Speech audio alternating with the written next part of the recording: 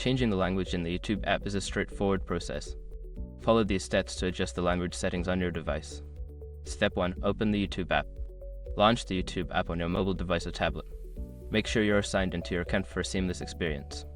Step 2. Access the account menu. Tap on your profile picture located in the top right corner of the screen. This will open the account menu where you can access various settings. Step 3. Go to Settings. In the account menu, scroll down and select Settings. This will take you to the settings page where you can customize your app preferences. Step 4. Select Language. Look for the language option in the settings menu.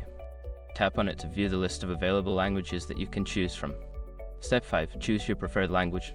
Select your preferred language from the list. The app will automatically update to reflect your choice, and you can start enjoying content in your selected language.